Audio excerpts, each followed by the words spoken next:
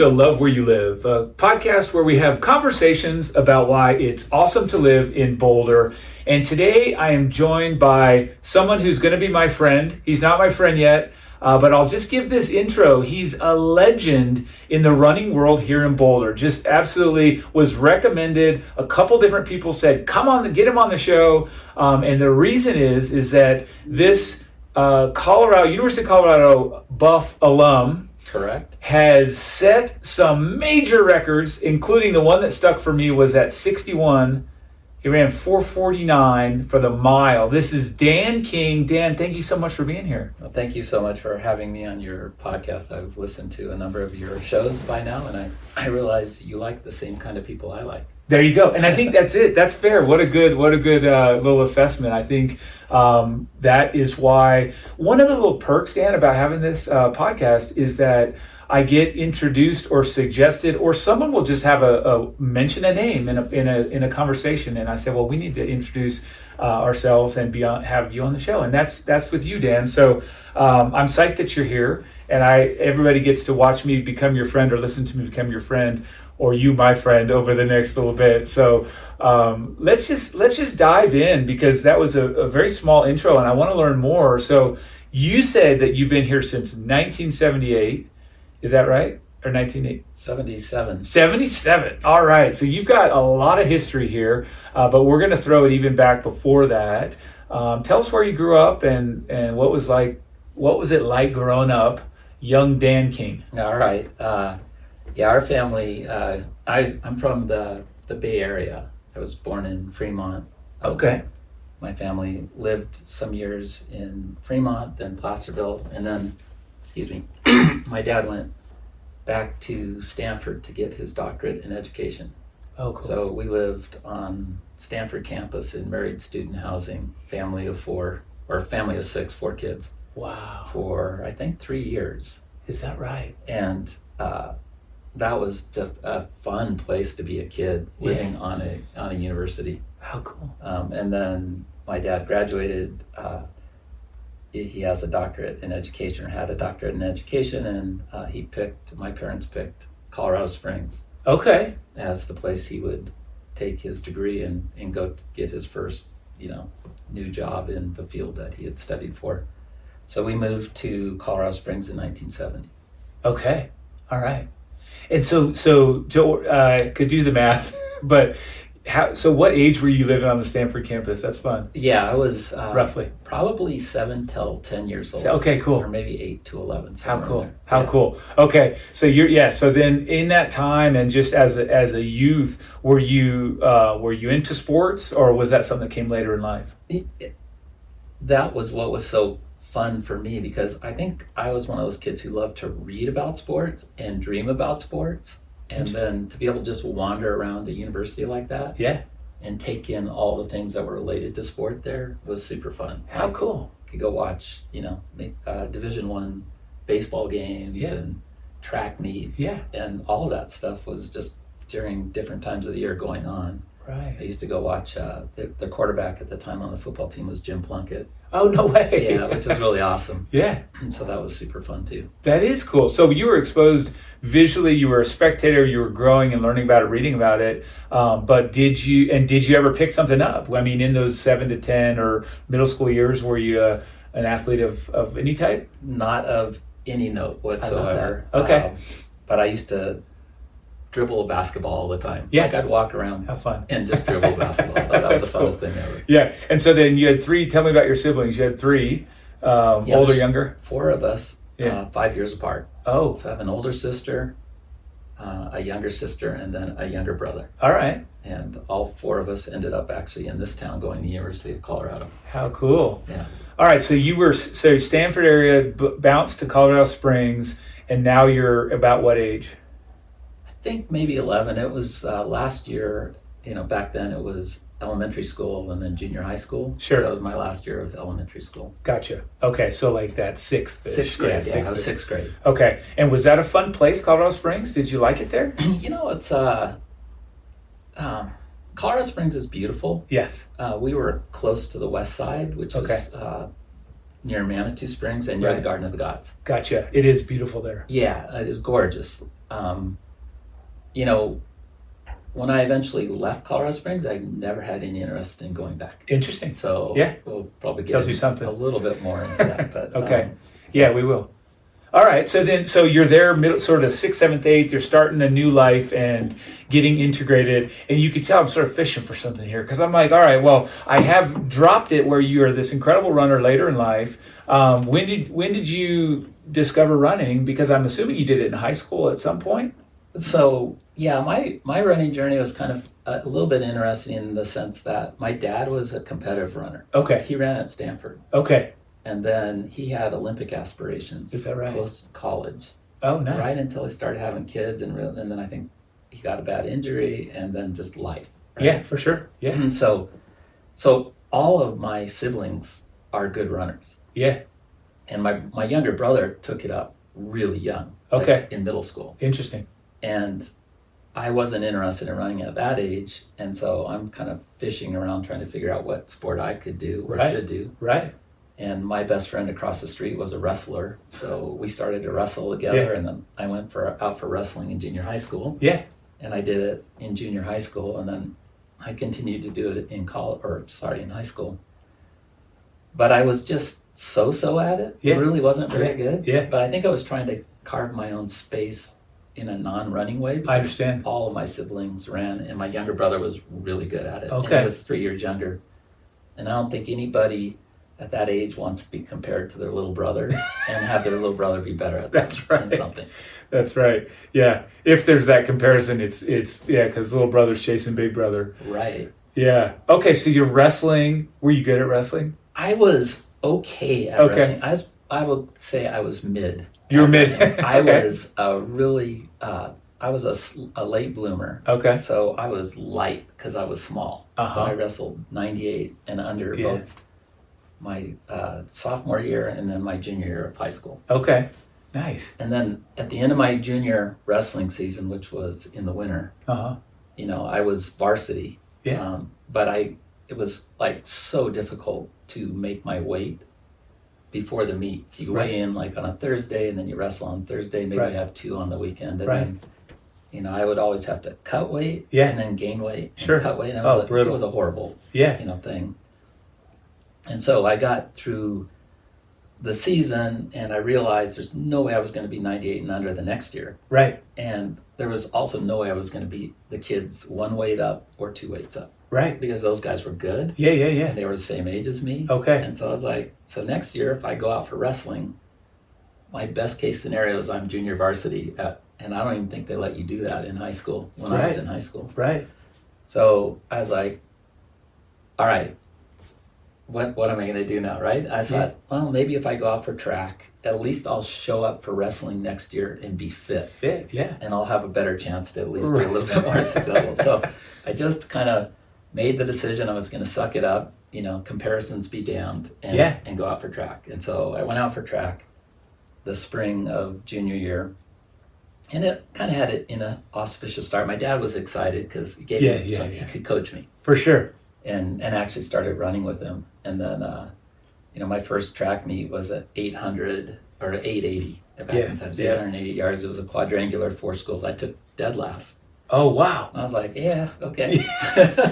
Maybe there was a reason I didn't go out for this stuff. Wrestling? Where are you at? Yeah, exactly. Okay. But by the end of that first year of running, I had already broken my school's record for the 2-mile run. By the end of that spring? By the end That's of that track season. Yeah. Nice. And then I was all in at that point. Okay. So from, 0, dead last, and you must have just been determined then? Or obviously was it a pacing problem at the beginning? Or? I think I did what a lot of kids do that have no speed. They just move up to the longest distance that you can run. Okay. Which is where most kids don't want to. That's right. Yeah. Especially in high school. Yeah, exactly. Who wants to do the 2 mile? Yeah. I mean, it's forever. It's 8 laps, and you're like, come on. Right. Okay. So good for you. So that was my path. That was your path. I had clearly I'd proved to myself in that first 800 I had no speed. That wasn't it. Yeah. Okay. Well, I don't know. Something okay, and that's all. I love this story. So then so I have to ask, what was your young brother? What was did he do shorter? What was his distance when you No, were? it was so, same distance. Same. So were you? Did you pass him? Were you right away, like after the beginning of the season to end of the season? Were you? Yeah, because I was 3 years older. You were, yeah. So you had that advantage, of course. Yeah. But by the time he got to the same age in high school, he ran better times than He broke your record, yeah. Okay, so wow, going into so then you summer it up and you're like training, cross country is going to be there, you're getting ready. And I was bought into the idea that I was willing to work hard to be good at a sport. Fantastic, right? yeah. So that's my mindset. Yes. No problems there. No problems. You were a natural hard worker. I was a natural hard worker. I'm a little bit of an introvert, and I like being by myself, and running is a great sport for somebody who likes to get out and be in their own head for a while. That is the truth. And then, because originally you're talking wrestling, I was like having, in my mind, I'm thinking of Vision Quest. You remember the movie Vision Quest? Well, I don't know, maybe it came out, but it was like, he runs. It's your prototypical running in the full old school sweatsuit. Okay. Just sweating, trying to cut weight and make yeah, you should look it up. I mean, but you sort of brought that up, and maybe it came out in the 80s, so you're already done. But okay, so senior year, full on cross country track, successful, happy, loving it. We had a very small cross country team. So small, in fact, that and my sister, who's 1 year younger, or 1 grade younger, I think she has the distinction of being the first girl to run on a boys' cross country team. Right. We had less than 10 kids on the team, and I think this was right around Title IX, and they didn't have girls cross country back then. Yeah. So Lori was on our team, and she was good. She was good. Yeah. Yeah. In fact, you might know Dana D from Walnut Cafe. Do you know her? Did you ever go to Walnut Cafe? I love the Walnut Cafe, but I don't know her. So either way, check it out. She was like on the first ever. She was in Pueblo, and she was like on the first ever. Girls cross country team. Oh, how funny! Or state meet or something. Yeah, neat. Pueblo was in our school district. Yeah, so all those big schools in Pueblo were the ones that we competed with. Yeah, Pueblo East or something like that. Yeah. But okay, well, cool. All right, so now, you're closing out. Walk me through kind of that. Now you found your sport. You found that hard work is paying off. Yeah. You're successful, kind of in your school and beyond. I'm guessing. I had a really good cross country year. Gotcha. And then transitioned into track. Okay. And I think my senior year, again, those Pueblo schools, I didn't make the state meet because all the best 2-milers were in those Pueblo schools and in Colorado Springs in the district I was in. So I had the third best time in the state of Colorado as a senior in the 2-mile that year. Yeah. But I didn't make the top 3 in my district meet to go to state, which is just one of those weird things. Yeah, it is. But I went. I think I ran. My best time was like 10:35 as a junior, and then 9:30 as a senior. Oh, no way! Oh yeah, solid. Yeah. Yeah. So I made a lot of progress. Yeah, big jump and then, I liked running, and so I just made the decision that when I went to college, I was going to give it a try at the collegiate level. And so that's what brings you to Boulder. It is. Colorado Springs. I had super good grades. I could have gone, anywhere. Any public school would have taken me. I was a straight A student. Gotcha. But coming from a family where both my parents are educators, both had advanced degrees in education, it's like, what's the best public university that I can afford to go to? Okay. And that's the University of Colorado Boulder. Gotcha. And my sister had made that decision the year before, so I also had somebody who sort of paved the way a little bit. Nice. Kind of could show her little brother the ropes. Yes. So that was awesome. I went up and visited her before I made my decision. Just kind of took in the college vibe, and I was like, I cannot wait for this experience. I bet. And had you been to Boulder kind of as a kid or any competitions? No, it was first time you rolled in, like checking it out. Yeah, exactly. Can you remember those? I mean, you said 1977. Can you really remember that first kind of glance at Boulder? Obviously, you just described one of them, but collectively, was it just mind blown beauty? And I mean, tell me about that.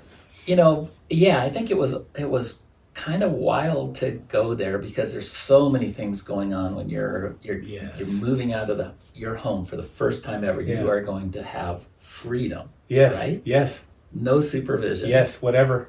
And you come into this town and you realize it's actually got back then Boulder very much had a little bit of a a little bit more of a beatnik vibe to it. Okay. You know, Yeah. which I actually loved. Yes. You know, and then there's this college thing. It's just kind of magical, right? The beauty of that campus, like nestled against those foothills. Yes. That's And it's fantastic. it was awesome. I love that. That's so cool. And so 1977, you roll in, freshman, fired up. You made the cross country track team, or was that something that I don't remember? You said you did run there. I did run at CU. Yeah. I made the decision to go out as a freshman. Okay. You know, and so I wandered around campus, found the offices of the track coaches. Okay. Right? Yes. Went and introduced myself. Yeah.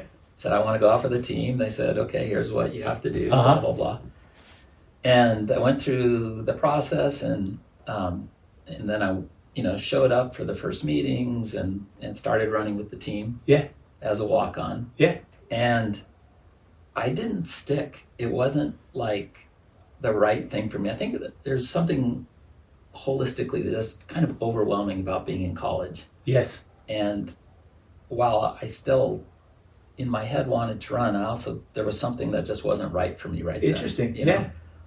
The CU had a really interesting running culture back then. Had incredibly talented athletes. Right. Incredible. Uh-huh. Like as talented as today. Sure. But it didn't have much of a team Interesting. concept. Okay. So you had a lot of elite runners who competed at the collegiate level that sort of just did their own thing. Individuals, huh? Lots of individuals That's with their own fascinating. coaches. Even. Okay. Yeah. Is that right? Yeah, it was a kind of a, and That's so hard. those first team runs, you'd meet up. There'd be a big group of people leaving from the field house, and the upperclassmen just wanted to just put the hurt on everybody. For sure. Every Make quote it- unquote easy run Yes. was like threshold, hold on for dear life. Yeah. They'd run through streets. They'd run across. I mean, it was almost hazing, in a sense, right? Yeah. Interesting. Yeah. That's college running, I guess. But Yeah. anyway, Wow. between that and then just all of the other things that you feel as a kid in college, it's like dorm life and Yes. staying up late and All the things. eating pizza and smoking pot and stuff Yeah. like that. Totally. I Yeah. mean, it's just playing backgammon every night. Right. I love that stuff too. Yeah. It was super fun. Yeah. So I probably stuck with it for, I don't know, 3 weeks. Oh, 4 is that weeks. right? Yeah. And then Yeah. I just stopped showing up. Yeah. Yeah. And then fast forward, I realized I missed running. And so I went home over the summer, I trained again, Mm-hmm. went back out as a sophomore. Right. And then this time I stuck. Oh, that's awesome. Yeah. Oh my gosh, that's totally cool. So you walked away and the coaches were still like, fine, here's this guy again. Yeah. You can come back and give it a go. Sure. You made it. That's so cool. Yeah. And then I worked my way onto the traveling teams, varsity. I got a run in the NCAA cross country championship, stuff like that. That's cool. Yeah. Wow. You said you had some cool stories. I love that. And when you came back at that next, as a sophomore, was it still very individualistic like that? Or did you feel like you were fitting in, or were people starting to gel a little bit more as a team, or was it? Do you remember? I think I needed to give it more time, and it would have Gotcha. happened my first year. I see.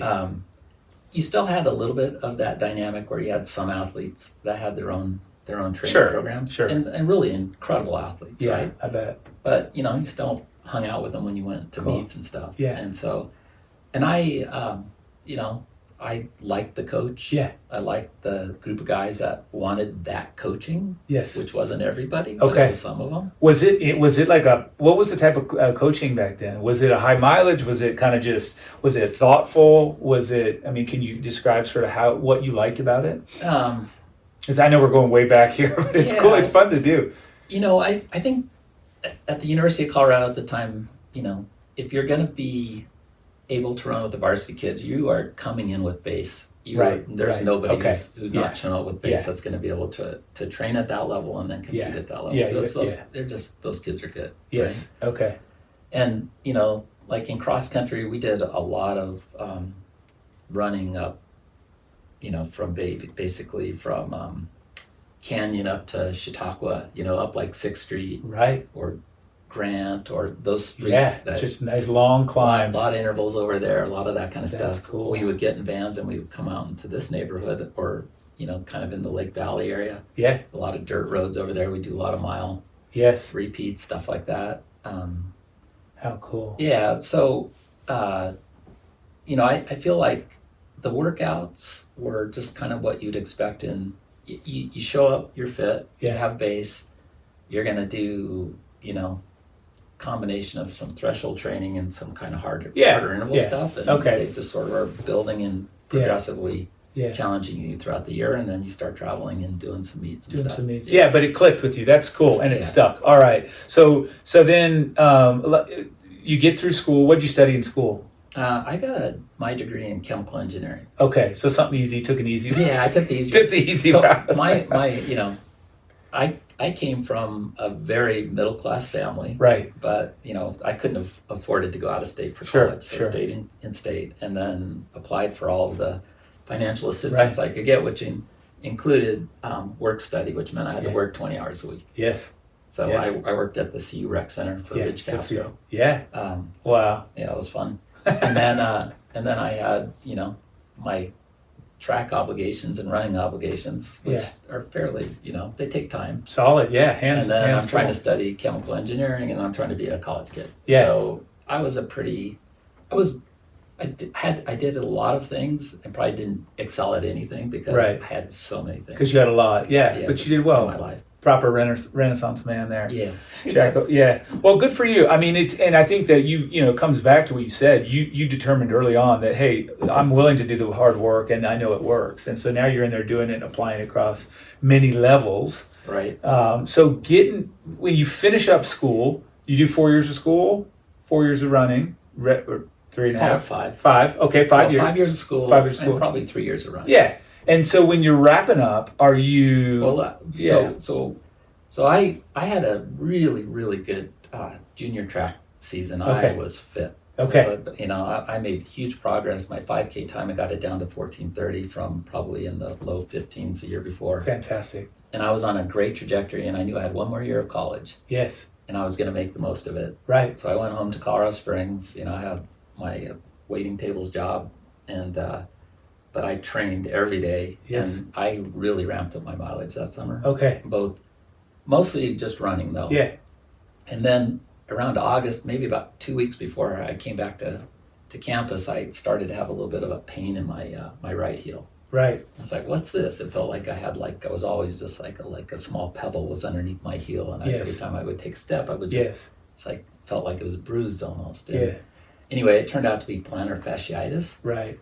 And it was my senior year, and I was like, these kinds of injuries, they tend to take time to recover. Right. And it's like, so I just made the decision I was going to try to run through it as long as as I could. Time, I didn't have another season. Yeah. Last year of college. And I made it into basically the first big travel meet that we had, which was Stanford Invitational. And it was a meet I really wanted to go to because I grew up in that area. That's your home, yeah. My grandfather still lived out there, and he was dying from lung cancer. Okay. And it was going to give me an opportunity to see him one last time. Yeah. So I really wanted to make it to that meet. So I went out there, I put on my spikes, I tried to race that 10K. I got through the race, but it just blew up in the worst way. Like I couldn't even weight bear on it after that. Yes. So that was it. I came back and I realized the amount of time it was going to take to come back from this injury, it wasn't going to allow me to have any kind of a real season. For sure. Before I was out of time and eligibility. And I was still had eligibility, but graduation was really the big thing. Right. So I was like, all right. So at that point, I made the decision that I was done as a collegiate runner, and I was just gonna get through college, get my degree, and then get on with life. Just kind of move on. Yeah. And I'm fascinated. And so you did you step away from the team, or did you try and sort of stay with it, recover? I stepped away. Last meet was right there. Stanford walked it. Yeah. I told my coaches I just I don't see it. Yeah. I mean I was running well enough that my coaches offered to put me on scholarship my junior year. Okay. But when I went to the financial aid people, they said, well, if you take this money from the track team, then you lose this money from like grants. I'm like, well, that's a bad idea. Yeah, that sounds bad. Yeah, sensible. So now I have to work, and I don't, there's no financial benefit. It's just more obligation. More obligation. Well, super. I mean, it sounds like all along, I just keep hearing all these times when you're very insightful, and, from the first sort of reflection of your experience on the team and walking away and coming back, and then again at this point, and you act on that insight, which is also, I think, rare for humans, but it's certainly rare at 21, 22 years old. So you've stepped back, you're focusing on school, and did you just go cold turkey, no exercise? I mean, because I did. I feel Done. like I had like a lifetime of exercise in the bank, and I was done. You're just done. Okay. So I just want to get through college at that point. Yeah, So, and you did another year-ish, year and a half. No, I had basically the rest of that semester that was cross country, which was fall. Yeah. And then my full spring semester. So that was it. Yeah. But I okay. didn't run track my spring. Yeah. Totally out. And then you graduated, got the degree, and you're ready to go Yeah. into the workforce. I had my chemie degree, and with that kind of life that I had lived through college, I didn't really know what chemies exactly did. I knew what we studied, but I Sure. didn't know what we did. Of course. So and I graduated at a time when there was sort of a slump in hiring around like petroleum industry. Yeah. Because the OPEC oil embargo had ended and the price of oil had plummeted, and so those companies just weren't hiring people. Right. So I started looking at the type of work, and I started interviewing. I moved back to the Bay Area just to be closer to where I thought most of I had in my mind that would be a pretty good place to go after college. Gotcha. The Bay Area. So moved in with my grandmother's brother. Is that right? Yeah, and I was living in the Cupertino area of the Bay Area, and then I started interviewing for jobs basically. And about 2 months into that, I'm like, I don't want to be here. Is that right? I don't want to do this kind of work, Okay. and I don't want to live here. So now what? Oops. Yeah. Yeah, right? Yeah. Yeah, it was a big oops moment. It was a big realization of, wow, before you spend 5 years getting a degree in something, you probably want to have a little more insight into what that would entail in terms of a profession. Yeah, but you're in good company. I don't feel like well, there are a rare few that do. They see the end and then they travel down. But nonetheless, so you're realizing that's not for you. Yeah, I was having it's like probably the way people that get in bad relationships all of a sudden realize I went down the wrong path here. Yeah, oops, and I don't know what to do now. Time to break up. Time to figure out a pivot. So what was the pivot? The pivot was just I missed Colorado, and it. I missed I had waited tables all through college to put myself through school. Yes. First busboy and then waiting. And I was like, I know I can go do that anywhere. Anywhere, right? And I don't know what I want to do instead. Maybe I'll go to grad school in bioengineering, because that field was way more interesting to me than chemical engineering. Gotcha. So I started out, before I switched into engineering, I was actually started out as pre-med. Okay. In terms of my aspirations. And so I had a sense that if I was going to stay in a technical field, it needed to be more in that direction. Okay. So I went back to Colorado. I just moved back to Boulder. Gone for how many months? You said it was like 2 to 3. 2 to 3 months. Okay. Yeah. Nice. Yeah. Came back to Boulder. I have this one funny story I have to tell you. I guess I would be a great uncle, but anyway, he had some health issues in terms of he was an entrepreneur, and he had sold lighting out of his basement or his garage. Okay. And he had some restrictions in terms of his ability to like move his body and drive and stuff. And so one of his innovations to manage his landscaping was he bought a pygmy goat, because he figured it would just eat the grass and he would never have to mow it. Yeah. So he got this pygmy goat. He just turned it loose in his backyard, and it ate his grass and it ate everything else that was growing back there. Right. Everything. And it was also super territorial. So like you couldn't go into his backyard because this goat would just attack you. Right. Yeah. Billy Goat Gruff. And I'm like, wow, this is so weird. That is too much. Yeah. And So but that was the part of realizing I was like, I don't want to do this work, and then I've got this crazy uncle with this crazy animal. It's like, that's pretty fun. Yeah, it's not for you. And I love that. The picture's really good, and you're kind of like wide-eyed going, oh my word, get me back to Boulder. Right. So all right, and then you're back in Boulder, and here you are. You're 22 ish. Yeah. And you've got a degree, but you don't know what you want to do. So how do you land in Boulder for the second time? What do you do? What's the first step? Well, I came back. I had a lot of friends still in the area, Sure. and so just kind of worked out a roommate situation. Yeah. With one of my friends, we were actually sharing a room in a roommate situation. Yes. Yes. And I think I got a busboy job. Okay. Do you remember over where? Yeah, at Boulder Cork. Mm. And then I said, you know what I'm going to do? I'm gonna go be a ski bum, Okay. because I had done a trip to Aspen with my family many years before, and they let me just on my own. I was skiing buttermilk, and I was riding up a chairlift, and I was having a conversation with the other person in the chair, and I asked him what he did, and he's like, I'm a ski bum. He said, I wash dishes and I ski all day. And something about that just sounded like, that's awesome. Like really? freedom. Yeah. That's a thing. You can Yeah. do it. That's a thing. That was Yeah. it. And so it must have planted a little seed. So, For sure. I had really good waiting skills and good contacts up in the Vail Valley. So I just made the decision that I was going to go get a job in one of the really good restaurants up there and Okay. see how that went. And how'd that go? It went great. Yeah. What a lifestyle. Yeah. Yeah. So like 1 year turned into 2, turned into 4. Okay. And then I was like, okay, I have enough drive that it's like, I love this lifestyle, but I can't see this being the end all be all for me forever. Not the final fit. Yeah. So I made the decision to come back to University of Colorado and get my master's in business. Oh, how about that? Yes. Okay. So 4 years in Vail, just being a ski bum, either traveling in the summers or just doing odd, jobs. Just getting it done. Yeah. And then skiing and making money in the wintertime. And so we're kind of mid 80s right about now? Does that sound about right? This took me from like 82 to 86. 82 to 86. And then I started my MBA in 86. Here in Boulder. Yeah. Yeah. All right. And is this, now you've calculated, are you thinking what's the end, or you just know business MBA is going to help you somewhere? Do you know? All I knew was, what else I wasn't going to go back to school in engineering. Right. My degree was stale. I wasn't going to work as an engineer. Yeah. Need more training. I need something different. And so business. MBA. Yeah, perfect. Okay. And it turns out that was perfect for me because I am a math geek. Yes. How about that? And finance fit me like a glove. Gotcha. Oh my gosh. Yeah. Okay.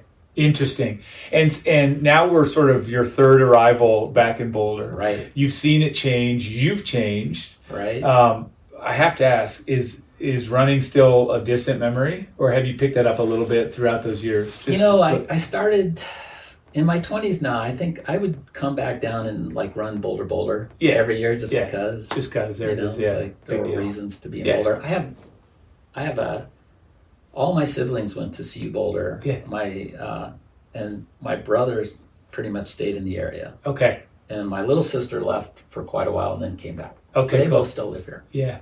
And so I always had a little bit of family connection. Yeah, of course, that's neat. In town too. That's so wonderful. there was always a reason. A draw. Yeah. Yeah. Plus, Chief Niwat had you. Yeah. Right. Let's be honest. Exactly. So and okay, that's neat. And now you're back. Your degree. So let's just kind of figure. You've finished.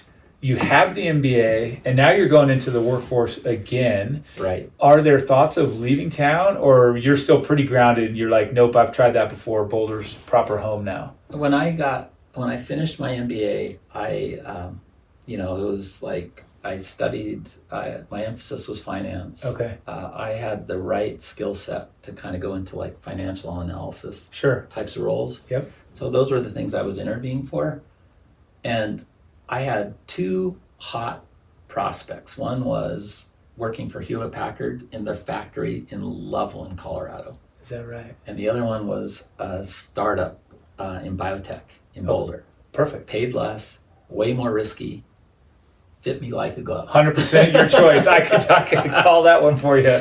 Okay. Right. Yeah. So you jumped in. I jumped in, and I had the good luck of getting a finance degree at a time when personal computing was just really starting to take off. Yeah. And when technologies like database applications and spreadsheet software were becoming, were just starting to sort of be the thing for different parts of business. And so I built some skills in those areas as a student and was able to immediately apply those things. And that was a very valuable thing for business at the time.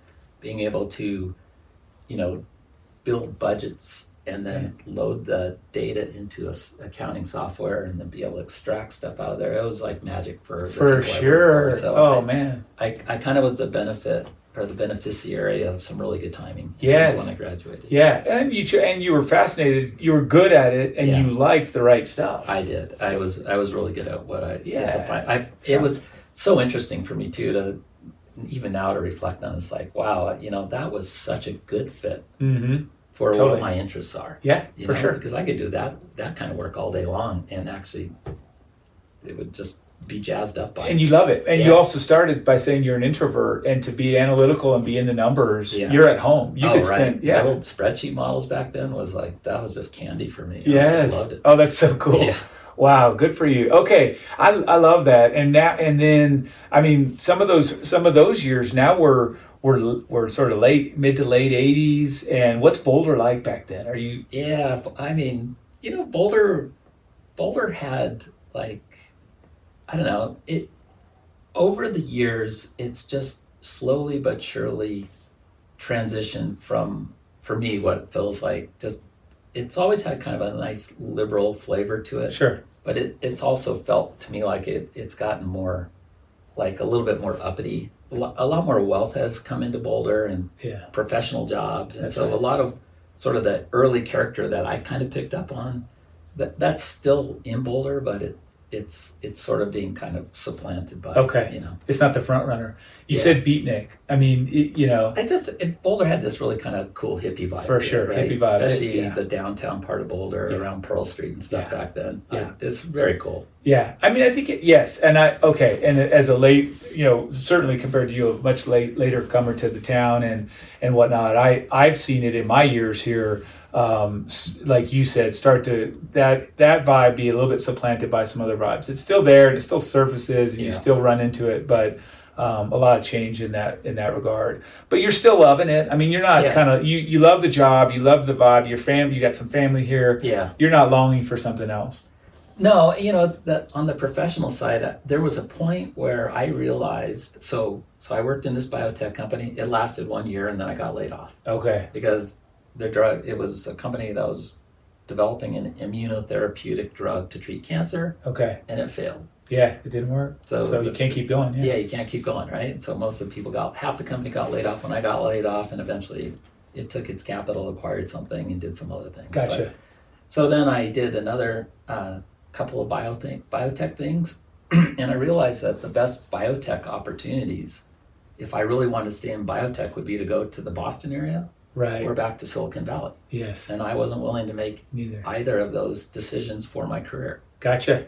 Even though I would have had ample opportunities to work in both of those places. So I was like, okay, now what? So then I said, well, biotech, there's other, I can apply these skills to, doesn't have to be biotech. So I ended up I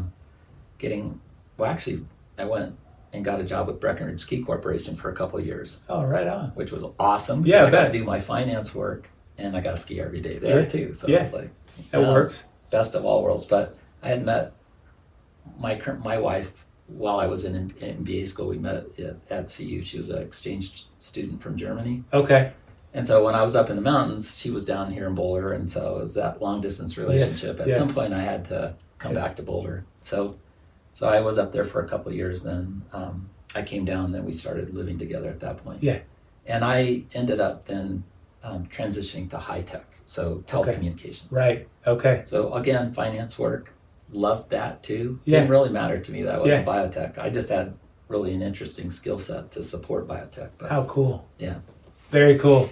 So, all right, I love this. This is good. As we kind of, we could stay. You got so much great history, and actually with those history, there you get and good stories. Yeah, but some people get a little bit older and they don't have any good stories to share. So, I'll go to this. Let's dive in a little bit to what brought you back to, you're here and you describe some of the running culture. You're a CU, track and cross country runner in your past, and you've given it up, but now you're back and you're working in this industry. You're a skier. I kind of put it all together, but I'm like, you're also in kind of some boom time for great running in town, 80s and even into the 90s. Like, when did you get back in that sport? So I think my 20s, I almost didn't run again after college, but I just liked to be active, so I still did a lot of stuff. For sure. I just didn't and maybe I jogged here and there and just got some regular runs in, but I didn't do much competitively except for once in a while I would show up for a Boulder. Yeah. And in my 30s, I kind of started missing it, the competitive side. I kind of like, that was kind of a fun thing. And so there were a couple periods where I started training more. And, and I clearly have some talent for the sport. And so I was, I would have good results. But that plantar fasciitis problem, it would just come back once in a while. Okay. And I would have to take like 3 months off. Gotcha. And then it would resolve. Yeah. And then I'd get back into running, and then maybe a year or two go by, and then it would come back again. Okay. So at some point, it started to really be like something I had, off and on running in my 30s, had some really good results here and there, but never really stuck with it for any consistent chunks of time. Understood. Then when I turned 40, the plantar came back and never went away again. Oh, is that right? I'm like, Guess that's my thing. It was so frustrating. Brutal. I had one point. So when I went into high tech, all of my jobs were in Denver. So I was always commuting to Denver from that point forward, and taking public transportation. I take RTD a lot, but so I had jobs downtown, and then I even had some work that took me sort of south of downtown, down by the tech center. Sure. But I would continue to try to stay fit. I read a book when I was about 40, and it was called Younger Next Year. And it was a story that was kind of told through two narrative voices. One was the old guy who was the athlete and the guy who just liked to be active. And the other guy was the scientist who explained the physiology of exercise on aging. Okay. And I'm not sure I'm recommending the book, but it had a profound influence on me. Sure. Because it occurred to me that being injured, taking 3 months off, doing nothing, then trying to run again, having a little bit of success with it, and then getting injured again wasn't really the right model. Sure. And that I wanted to stay healthier than that and stay more active. So I just mentally redefined as a multi-sport athlete and an endurance athlete, and not as a runner anymore. Okay. So then I started riding a bike. Right. Started figuring out how I could ride my bike to Denver to get my exercise. Fantastic. Yeah. I started taking master swim classes. Okay. Started learning how to swim, went and found where the gyms were where I could do elliptical training at lunch. That's great. Stuff like Yes. that. Yeah. And from that point forward, I said, there's really no excuse not to train if you want to live well and age well. Yes. And if I'm hurt and I can't run, great. Don't There's run. So many other things So I many. can do. Oh, good for you. And I changed my mindset in my early 40s, and I have never looked back. Yeah, fantastic. And still to this day, so you swim, you bike, you gym, I do all that you run. stuff. I probably 60% of the time I spend training is non-running. That's maybe wonderful. 70%. Yes, and that is so cool, and what a great time. I mean, to learn that, because you're wise enough to grasp onto it, but you're not another decade down. Like 40, that's a good time, I think, to implement that change. It was a very good time, and it just changed.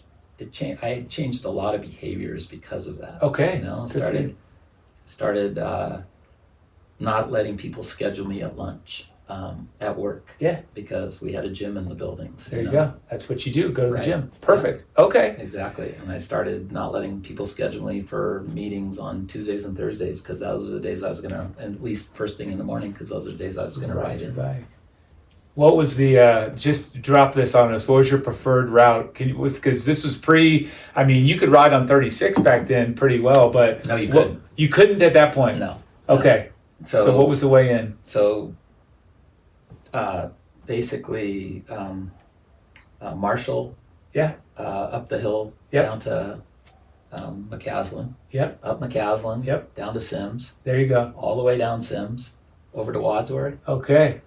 South on Wadsworth, and then from there you could kind of cut over to what eventually got you onto the Platte River Onto Trail. the trail. That took you all the way into downtown. Yeah, good for you. That's great. Yeah, I love it. I mean, nowadays stuff's a lot more connected, but you could always do it. And I think, yeah, that's cool. I'm sort of a nerd. I love the routes. Yeah. Maybe some people enjoy that as well, but I certainly love the maps.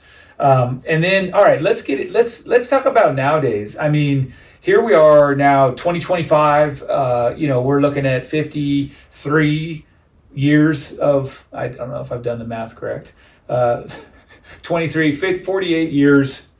Anyway, we've done a lot of years of time in Boulder, years, right? off and on. Yeah. But here we are, 2025, and I led with this accolade, right? You've been a Masters, record breaker, and you run track, and I you broke run. the world. I broke the world record in the mile the year after COVID, And that was at 61. and the reason I got so fast at the mile is because COVID happened, Yeah. and I wanted to try to run a fast mile when I turned 60, Okay. and I turned 60 the year before, and then COVID happened, and there were no other races. No, nothing. And I had already geared up my training ideas about how to get faster for the mile, and I had nothing better to do but keep training for the mile. So when finally a few opportunities came back online, turned out I'd gotten really good at the mile. Yeah. That's Which was so awesome. Yeah, that is Super cool. fun. And where did you set that record? I ran it in at a track meet in Columbia, South Carolina. Oh, no way. Yeah. Yes. And was it good competition? No, it was no competition. Just you. It was just just you and the me clock. and two pacers. That's amazing. Yeah. Yeah, good for you. John Minnan from Boulder came out and faced me, and a guy named Jackson Neff, who actually lives here also. That is so cool. Yes. And that has not been broken since. No, it has. It has been broken. It's Okay. been lowered. Okay. In my 60s, I broke 7 American records. Wow. And one of those was the world record. And then since 65, I've broken another 9 American records. Goodness gracious. That is Actually, amazing. those 9 in the last 10 months. And so what's on the horizon here? What are you kind of eyeing for another go? And is it still the mile? I ran 5:04 for the mile last summer, Yeah. and I ran 4:43 for 1500.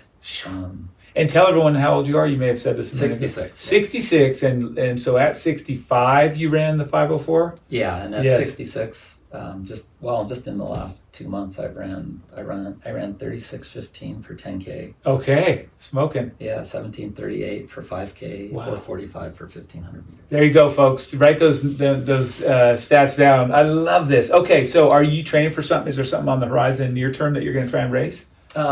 So I'm kind of done with the track stuff for a bit. Okay. So I also have, I think I've won 4 consecutive U.S. cross country championships or world Fun. championships. Yes. And so I like cross. Yeah. It's probably, of all the sports I do, cross is my favorite. Yeah. I just love cross. Yes. I mean, it's just the best. It is pretty awesome. Yeah. Anyway. So, and I tend to do, I probably excel at cross more than anything else I do. Okay. And that's coming up this year where? Well, there's a 5K, a U.S. 5K championship in November, and then the U.S. cross country championships are in December, and then Club Cross will be in January. That's awesome. Whereabouts is the December one?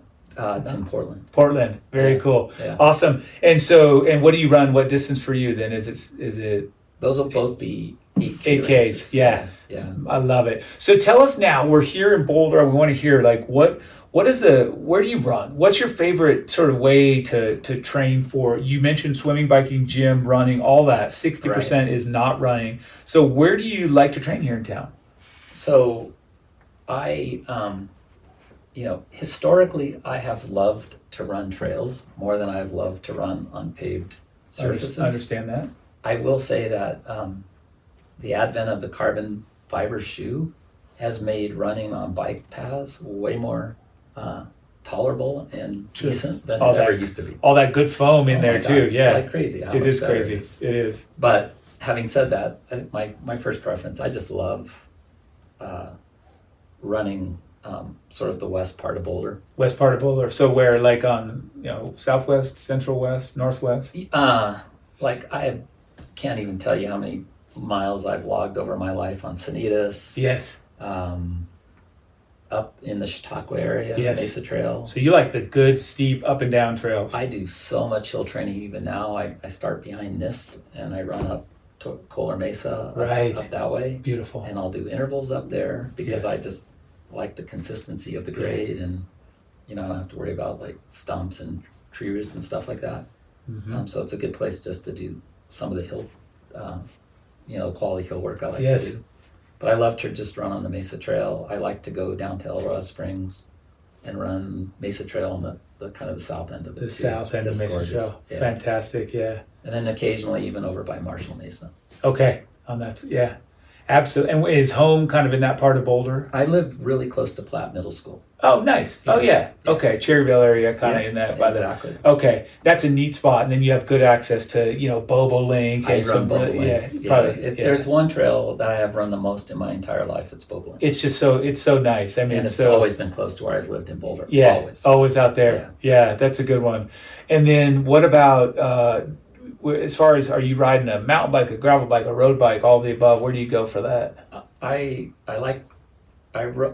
ridden a road bike quite a bit because I always rode my road bike to Denver. Sure. On those kinds of rides. And so when I ride my road bike, I like to do stuff like I like to climb Sunshine Canyon. Oh, yeah. I like to do intervals up NCAR. Yeah, okay. And then sometimes I just do the 36 bike path. Yeah, because it's so just nice. to get some easy volume. Yes. So those three. I've moved away from just all the other riding because of the traffic and just kind of the concerns about the bad things that can happen. That's true. Yeah, I get that. And then I also like to ride my mountain bike. So I love those trails over by Marshall Mesa. There's one called the Dirty Bismarck. Yes. It's sort of that perimeter trail. I love that trail. Colton, Right? like the Colton Trail, I think, coming off all the way to Louisville, right? I mean, you can kind of, or not Superior. Right. Yeah, beautiful, great scenery back there. Yeah, exactly. It's gorgeous scenery, and it's like, and then the ones, if you go down Community Ditch and then over by the trailhead, the Mesa Trailhead, but on the other side. On the Dowdy Draw side. Yeah, exactly. Kind of, there's some really nice riding over there. Too. That's what I'm going to do tomorrow morning. Okay, what time should I be there? Anytime. I love that. I was just chatting with an individual about that yesterday, about how some of those trails are just kind of, I mean, the right time of day, they're almost forgotten that they're there. They're so beautiful. So nice. Well, that's very cool. And then let's just do I think kind of in my mind, I want to hear a little bit more about kind of what would be, what does the day look like? You said you're an entrepreneur. Are you still spending some time working? Do you have? Yeah, no, I probably the last like chapter of my my professional story was I reached a point where I want to start my own business. Okay. I was working for a high tech company. I read this book called Built to Last. The author happened to be Jim Collins, who's also a Boulderite. Yeah. Married to a world champion triathlete. Right. And his book profoundly influenced me about what mattered in business. And as a finance professional, reading that it was more about vision and values and purpose was kind of an eye-opener. I took those ideas back to the company I was working for at sort of the ground level and created incredible energy around it. And so much energy that the executive team asked me to do a project like that for the whole company. Wow. Well which done. I gladly did, and then realized that was a complete waste of my time because they were scratching someone else's itch, not their own. Oh, okay. They didn't really care about it. They didn't care. And so I was like, all right, I'm in the wrong place. Yeah. Sort of like my epiphany about my Chem E degree. That's right. Yeah. And so I decided I would start my own business. And anyway, so I went out, raised money from venture capital, like a ton of money from venture capital, like $13.5 million. Started a company. Good job. But it only lasted about a year Uh-huh. before it failed because this was during the dot-com bubble. There were a lot of challenges. But anyway, my brother Scott joined the company before the VCs shut us down, and we decided to keep just plowing forward with our entrepreneurship. So we ended up creating a business called Ready Talk with obviously a bunch of others, but we were the primary. Okay. We capitalized it. We didn't have any outside capital, but we built a $40 million business. Well done. Fantastic. With, 200 employees. Oh my gosh. Without raising outside capital. That is amazing. Right? So that was a 17-year journey. Yes. And that closed out, or? And that took me to 2017. We made the decision to sell the business for a number of reasons. Some were competitive, some were life dynamics with people that were important to the business, and just other reasons. So congratulations. It was a good time. Good move. Yeah. So we got out, and so since then, I've been largely retired. I still facilitate a CEO group. Yes. Part of a group I'm involved with in Denver. I mentor some kids up at CU. I love that. And then I train. And you train. I train and Fantastic. I travel a lot. And you travel. Play a lot of golf. You said that. You're about to get out of here on a big trip, so we had to jump in and I'm chat. going to Oktoberfest next week, though. Okay. Going to Germany. Yeah. And your wife, you said, is from Germany. Right. So nice little, amazing. Well, this is so fun. I honestly believe there's a whole other conversation that I would enjoy having. You will have to link up again.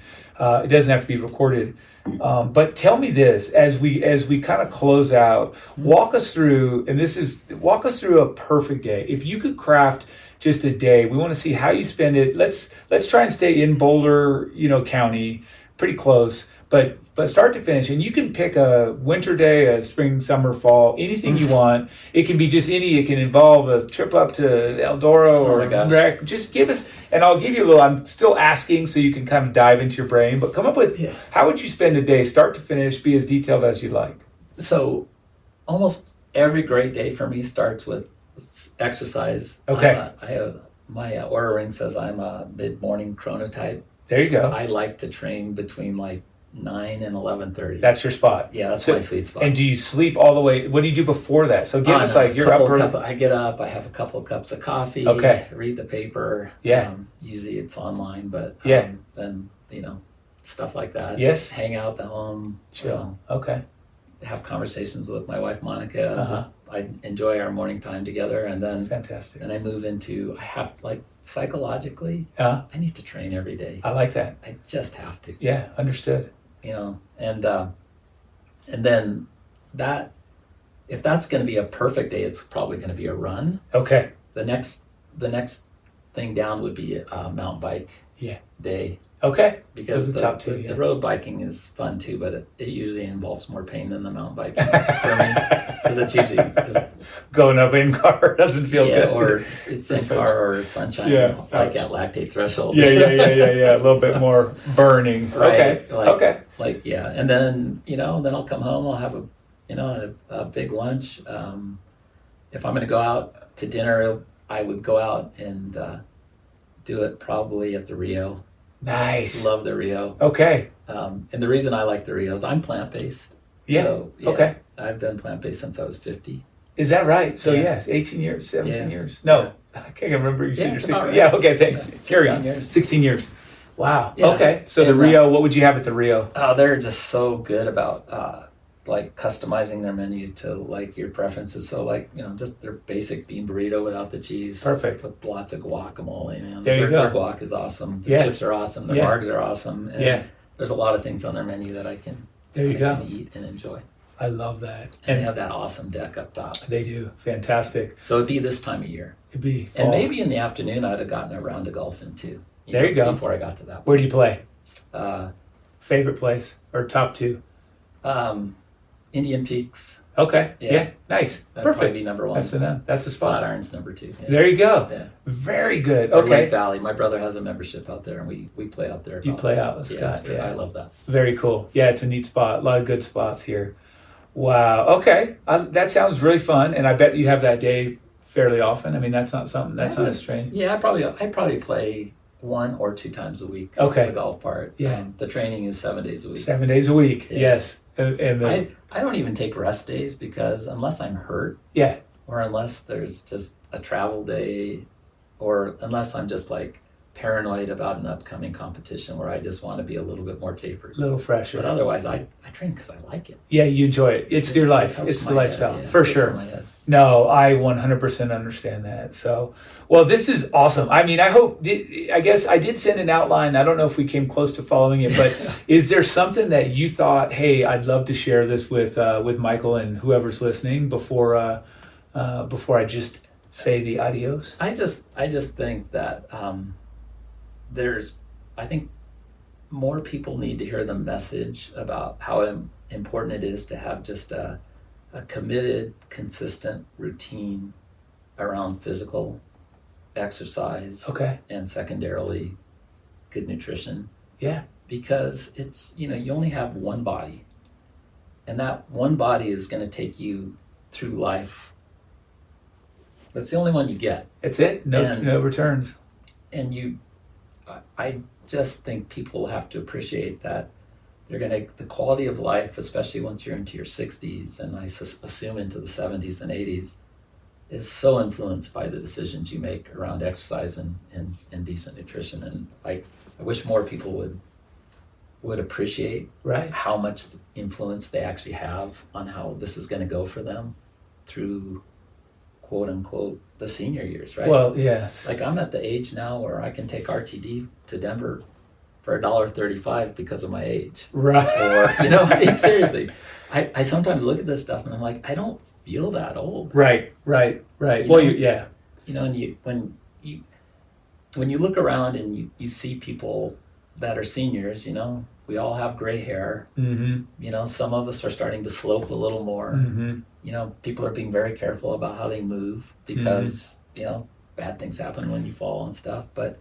And then on the inside, that things you don't see is, the heart and the lungs and the cardiovascular. Yes. And it's, they're just things that go worse with neglect. That's correct. And we all need to be, I wish more young people would appreciate that you have so much more agency over those things and how they go. I just had my VO2 max tested like last week. It's 68.6. 68.6, fantastic. That's 66. And that's such a massive predictor as well to the good, health span and longevity and well-being. And I have a 0 calcium score at 66. Good for you. It's like the things I'm doing. Some of it's good genetics, but a lot of it, and I'd say most of it, lifestyle. So this is fantastic, and I love that you brought that up, and it's very well said. Two conversations ago, I had with a guy that is Ikigai is his company, and they're trying to get in front of people exactly like you described. Yeah. And so and it's very well timed. If I were to pose this to you, how do we, aside from sharing this message, we assume everyone's hearing it, but what do we do? What do people need to do? How do we get that word out? How do we spread what you just said? I don't know. Right. I feel like there are a lot of people who are trying to spread that word yes. out. It just doesn't seem to stick as well as it is. I don't, for me, I feel like I'm lucky that one of the things about endurance athletics is like if you heard somebody else tell you should do it and you said, okay, that's a great idea, I'm going to go try it. And then you went out and did some stuff, the first times you're going to go out and do stuff, it's going to kind of suck. Yeah, it kind of sucks. It's kind of hard. Yeah. It's not really that fun. No. That wave of nausea that floods over you. For sure. That's not a good feeling. Yeah. And people don't stick with it long enough to realize that once your body adapts to those stresses are very normal, and they change over time. Yes. They're actually, those feelings of nausea. The only time you're ever going to get those again is, if you just went so hard. Right. But just normal stuff that just doesn't happen anymore. Yeah. Adaptation. Yeah. So I think people try stuff, but they don't stay with stuff. They don't stick with it. Yeah. Well, I agree with you there. And it's something that requires a longer term commitment. Yes. So good, Dan. I really appreciate the conversation. I think there's just so many gems, so many great stories, so much that you've shared with us, and I thank you very much for that. I really enjoyed it, Michael. Yeah. I actually really enjoyed meeting you as well. So likewise. I do hope we become friends. Let's become friends. And everybody here, you heard it. Dan said we're friends now. Excellent. As I do at the end of every show, I'll thank Dan again. I'll thank everyone for being here, and I'll encourage everyone to go out there and do something that you love.